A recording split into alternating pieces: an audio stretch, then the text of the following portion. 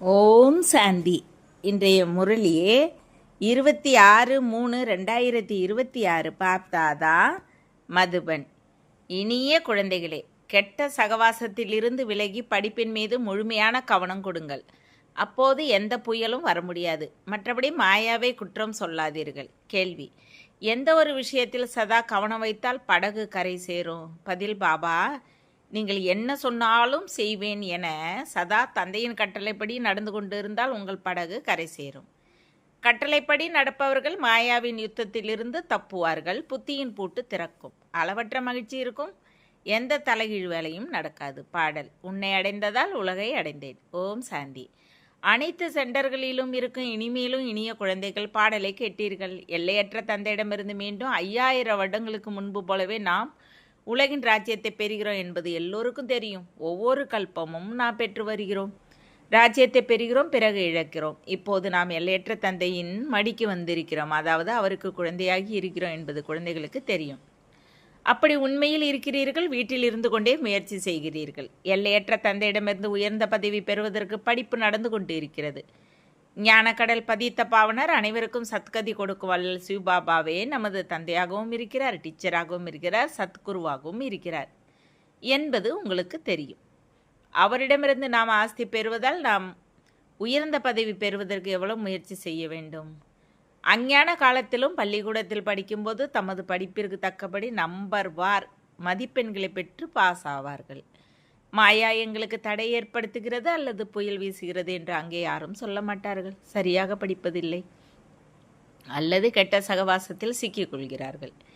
வேடிக்கை விளையாட்டுகளில் ஈடுபடுகிறார்கள். அதனால் படிப்பதில்லை, பெயில் ஆகிறார்கள். மற்றபடி இதை மாயாவின் புயல் என்று சொல்வதில்லை. நடத்தை சரியில்லை என்றால் டீச்சரும் கெட்ட நடத்தை என்ற சர்டிஃபிகேட் கொடுப்பார். கெட்ட சகவாசத்தால் கெட்டுவிட்டார். இதில் மாயா ராவணனை குற்றம் சொல்லும் விஷயமே இல்லை.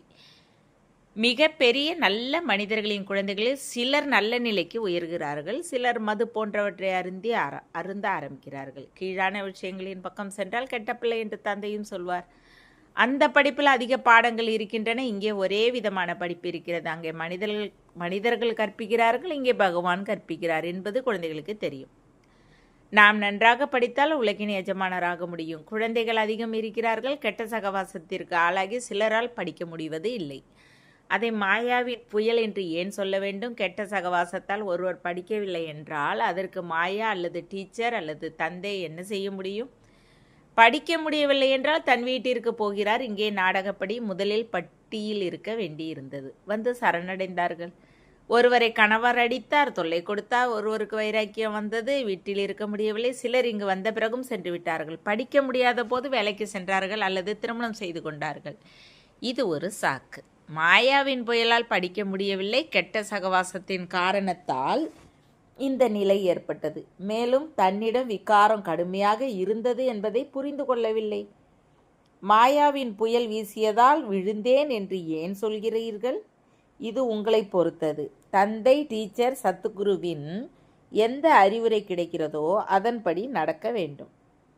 நடக்கவில்லை என்றால் ஏதோ கெட்ட சகவாசம் இருக்கிறது அல்லது காமத்தின் போதை இருக்கிறது அல்லது தேக அபிமானத்தின் போதை இருக்கிறது. நாம் எல்லையற்ற தந்தையிடமிருந்து உலக ராஜ்யத்தை பெறுவதற்கு படித்து கொண்டு இருக்கிறோம் என்பது அனைத்து சென்டர்களில் உள்ளவர்களுக்கும் தெரியும். நம்பிக்கை இல்லை என்றால் இங்கே ஏன் உட்கார்கிறீர்கள்? இன்னும் ஏராளமான ஆசிரமங்கள் இருக்கின்றன. ஆனால் அங்கே எந்த பிராப்தியும் இல்லை, குறிக்கோள் இல்லை. அவையெல்லாம் சின்ன சின்ன மடங்கள், கிளைகள். மரம் வளர்ந்தே ஆக வேண்டும். இங்கே எல்லாவற்றிற்கும் தொடர்பு இருக்கிறது. யார் இனிய தேவ மரத்தை சேர்ந்தவர்களோ அவர்கள் வருவார்கள். எல்லோரையும் விட இனியவராக யார் இருப்பார்? சத்தியுக மகாராஜா மகாராணி யார் முதல் நம்பரில் வருவாரோ அவர் நிச்சயம் நன்றாக படித்திருப்பார் என்பதை இப்போது நீங்கள் புரிந்து கொள்கிறீர்கள். அவரே சூரிய வம்ச குலத்திற்கு சென்று இருப்பார். இல்லற விவகாரத்தில் இருந்தபடியே அர்ப்பண வாழ்க்கை வாழ்பவர்களும் இருக்கிறார்கள். அதிக சேவை செய்கிறார்கள். வித்தியாசம் இருக்கிறது. இங்கும் இருக்கலாம். எனினும் படிக்க முடியவில்லை என்றால் மற்ற சேவைகளில் ஈடுபடுகிறார்கள். அவர்கள் கடைசியில் கொஞ்சம் அரச பதவி பெறுவார்கள். வெளியே இல்லற விவகாரத்தில் இருப்பவர்கள் கற்பிப்பதிலும் மிக வேகமாக செல்வதை பார்க்க முடிகிறது. எல்லோரும் இல்லறத்தார் இல்லை. குமாரிகளையும் குமாரர்களையும் இல்லறத்தார் என்று சொல்ல மாட்டார்கள். மற்றபடி யார் வான்பிரஸ்தியோ அவர் 60 வருடங்களுக்கு பிறகு எல்லாவற்றையும் பிள்ளைகளிடம் ஒப்படைத்துவிட்டு யாராவது சாதுவிடம் சென்று இருக்கிறார். இந்த காலத்தில் தமோ பிரதானமாக இருப்பதால் சாகும் வரை தொழில் போன்றவற்றை விடுவது இல்லை. முன்னால் 60 வருடங்களில் வான்பிரஸ்த நிலைக்கு சென்று இருந்தார்கள், காசிக்கு சென்று இருந்தார்கள். திரும்பி யாரும் போக முடியாது, சத்கதி பெற முடியாது என்பதை குழந்தைகள் புரிந்து இருக்கிறார்கள். தந்தையே முக்தி, ஜீவன் முக்தி வள்ளல். எல்லோரும் ஜீவன் முக்தி பெறுவது இல்லை, சிலர் முக்திக்கு போகிறார்கள். இப்போது ஆதி சனாத்தன தேவி தேவ தர்மத்தில் ஸ்தாபனை நடந்து கொண்டு இருக்கிறது. பிறகு யார் எவ்வளவு முயற்சி செய்ய வேண்டுமோ அவ்வளவு செய்யலாம். அதிலும் குமாரிகளுக்கு நல்ல வாய்ப்பு இருக்கிறது, பரலோக தந்தையின் வாரிசாகிறார்கள். இங்கே அனைத்து குழந்தைகளும் ஆஸ்தி பெறுவதற்கு உரிமையுடையவர்கள், அங்கே மகளுக்கு ஆஸ்தி கிடைப்பதில்லை, மகன்களிடம் பற்றி இருக்கிறது. இந்த ஆஸ்தியும் பெறுவோம், அந்த ஆஸ்தியும் பெறுவோம், அதை ஏன் விட வேண்டும் என்று நினைப்பவர்களும் இருக்கிறார்கள். 2 பக்கமும் படிக்கிறார்கள். இப்படி விதவிதமாக இருக்கிறார்கள். யார் நன்றாக படிப்பாரோ அவர் உயர்ந்த பதவி பெறுவார் என்பதை இப்போது புரிந்து கொள்கிறீர்கள். அவர் பிரஜைகளில் பெரிய செல்வந்தர் ஆவார். இங்கே இருப்பவர்கள் உள்ளேயே இருக்க வேண்டியிருக்கிறது, தாஸ்தாசிகள் ஆவார்கள். பிறகு திரேத்தாவின் கடைசியில் 3, 4, 5 பிறவிகள் அரச பதவி கிடைக்கும். அதைவிட அந்த செல்வந்தராக இருப்பது நல்லது. அவர்களுக்கு சத்தியோகத்திலிருந்து செல்வம் நிலையாக இருக்கும். இல்லற விவகாரத்தில் இருந்தபடியே பணக்கார பதவி ஏன் பெறக்கூடாது? தான் அரச பதவி பெற வேண்டும் என முயற்சி செய்கிறார்கள். ஆனால் கொஞ்சம் நழுவி விட்டால் பிரஜைகளில் நல்ல பதவி பெறுவதற்கு முயற்சி செய்ய வேண்டும். அதுவும் உயர்ந்த பதவி தானே. இங்கே இருப்பவர்களை விட வெளியில் இருப்பவர்கள் மிக உயர்ந்த பதவி பெற முடியும். எல்லாவற்றிற்கும் ஆதாரமாக முயற்சியே இருக்கிறது. முயற்சி செய்பவர் ஒருபோதும் மறைந்து இருக்க முடியாது. பிரஜைகளில் யார் மிக செல்வந்தராவாரோ அவரும் மறைந்திருக்க முடியாது. அதற்காக வெளியில் இருப்பவர்களுக்கு குறைந்த பதவியே கிடைக்கும் என்பது கிடையாது. கடைசியில் அரச பதவி பெறுவது நல்லதா, ஆரம்பத்தில் இருந்தே பிரஜைகளை உயர்ந்த பதவி பெறுவது நல்லதா? இல்லற விவகாரத்தில் இருப்பவர்களுக்கு இவ்வளவு மாயாவின் புயல் வீசுவது இல்லை. இங்கே இருப்பவர்களுக்கு புயல் அதிகமாக வீசுகிறது. நாம் சிவபாபாவின் சரணத்தில் அமர்ந்திருக்கிறோம் என தைரியம் வைக்கிறார்கள். ஆனால் கெட்ட சகவாசத்தால் படிப்பதில்லை. கடைசியில் எல்லாம் தெரிந்துவிட யார் எந்த பதவி பெறுவார் என காட்சி கிடைக்கும். நம்பர் வார் படிக்கிறார்கள். சிலர் சென்டர்களை தாமே நடத்துகிறார்கள். சில இடங்களில் சென்டர் நடத்துபவரை விட படிப்பவர்கள் திறமசாலிகளாக இருக்கிறார்கள். முயற்சியே அனைத்திற்கும் ஆதாரமாக இருக்கிறது. அதற்காக மாயாவின் புயல் வருகிறது என்பது கிடையாது. தனது நடத்தை சரியில்லை, ஸ்ரீமத்துப்படி நடப்பதில்லை, லோகீகத்திலேயே அப்படி நடக்கிறது. டீச்சர் அல்லது தாய் தந்தையின் வழியில் நடப்பது இல்லை. நீங்கள் அப்படிப்பட்ட தந்தையின் குழந்தைகளாகி இருக்கிறீர்கள். அவருக்கு எந்த தந்தையும் இல்லை. அங்கே வெளியில் அதிக போக வேண்டியிருக்கிறது. சில குழந்தைகள் கெட்ட சகவாசத்தில் சிக்கியிருப்பதால் பெயில் ஆகிறார்கள். மாயாவின் புயல் வருகிறது என்று ஏன் சொல்கிறீர்கள்? இது தனது மடத்தனம். டைரக்ஷன் படி நடப்பது இல்லை. அப்படிப்பட்ட நடத்தியால் பாஸ் ஆவது இல்லை. பலருக்கு ஆசை இருக்கிறது, சிலரிடம் கோபம் இருக்கிறது, சிலரிடம் திருட்டு பழக்கம் இருக்கிறது. கடைசியில் எல்லாம் தெரிந்துவிடும். இன்னென்ன நடத்தையின் காரணத்தால் சென்று விட்டார், அதிலிருந்து அவர் சூத்திரகுலத்திற்கு சென்று விட்டார் என்பது புரிந்து கொள்ளப்படுகிறது. அவரை பிறகு பிராமணர் என்று சொல்ல மாட்டார்கள், சென்று சூத்திரர் ஆகிவிட்டார், படிப்பை விட்டு விட்டார். கொஞ்சம் ஞானம் கேட்டாலும் பிரஜையில் வருவார்கள். பெரிய மரம் எங்கெங்கிருந்தோ வருவார்கள். தேவி தேவர் தர்மத்தை சேர்ந்தவர்கள், மற்ற தர்மங்களுக்கு மாறி சென்றவர்கள் அங்கிருந்து வெளியேறி வருவார்கள். பலர் வரும்போது அனைவரும் ஆச்சரியப்படுவார்கள். மற்ற தர்மத்தை சேர்ந்தவர்களும் முக்தியின் ஆஸ்தியை பெற முடியும் தானே. இங்கே யார் வேண்டுமானாலும் வர முடியும். தமது குலத்தில் உயர்ந்த பதவி பெற வேண்டியிருந்தால் அவரும் வந்து லட்சியத்தை பெற்று செல்வார், அவர்களும் வந்து லட்சியத்தை பெற்று செல்வார்கள் என பாபா உங்களுக்கு காட்சி காட்டியிருந்தார். அதற்காக இங்கே இருந்தால்தான் லட்சியத்தில் இருக்க முடியும் என்பது கிடையாது. எந்த தர்மத்தை சேர்ந்தவரும் லட்சியத்தை பெற முடியும். தந்தையை நினைவு செய்யுங்கள் என்ற லட்சியம் கிடைக்கிறது. சாந்தி தாமத்தை நினைவு செய்தால் தமது தர்மத்தில் உயர்ந்த பதவி பெறுவார்கள். அவர்களுக்கு ஜீவன் முக்தி கிடைக்க வேண்டியது இல்லை. அவர்கள் அங்கே வரமாட்டார்கள். அதில் விருப்பமே வராது. யார் இங்கே இருப்பவர்களோ அவர்களுக்கே அப்படிப்பட்ட விருப்பம் உண்மையாக உள்ளத்தில் வரும். கடைசியில் ஆத்மாக்கள் தமது தந்தையை அறிந்து கொள்வார்கள். பல சென்டர்களில் அப்படிப்பட்டவர்களே இருக்கிறார்கள். அவர்களுக்கு படிப்பில் கவனம் இல்லை. அப்போது அவர்கள் உயர்ந்த பதவி பெற முடியாது என்பது புரிந்து கொள்ளப்படுகிறது. நம்பிக்கை இருந்தால் நேரமில்லை என்று சொல்ல முடியாது. ஆனால் தலையெழுத்தில் இல்லை என்றால் நேரமில்லை, இந்த வேலை இருக்கிறது என்று சொல்வார்கள். தலையெழுத்தில் இருந்தால் இரவு பகலாக முயற்சி செய்வதில் ஈடுபடுவார்கள். போக போக சகவாசத்தில் கெட்டு போகிறார்கள். அதை கிரகணம் என்று சொல்கிறார்கள். குரு திசை மாறி செவ்வாய் திசை உட்காருகிறது, போக போக அது விலகலாம். சனி திசை அமர்ந்திருக்கிறது என்று சிலருக்கு தந்தை சொல்கிறார். அவர்கள் பகவான் சொல்வதையும் ஏற்றுக்கொள்வதில்லை, இந்த பிரம்மா சொல்கிறார் என்று சொல்கிறார்கள். யார் டைரக்ஷன் கொடுக்கிறார் என்பது குழந்தைகளுக்கு தெரிவது இல்லை. தேக அபிமானம் இருக்கும் காரணத்தால் சகாரர் பிரம்மா சொல்கிறார் என நினைக்கிறார்கள். ஆத்மா அபிமானியாக இருந்தால் சிவபாபா எதை சொன்னாலும் அதை நாம் செய்ய வேண்டும் என உணர்வார்கள். பொறுப்பு சிவபாபாவுடையது, சிவபாபாவின் வழிபடி நடக்க வேண்டும் தானே. தேக அபிமானத்திற்கு வருவதால் சிவபாபாவை மறைக்கிறார்கள்.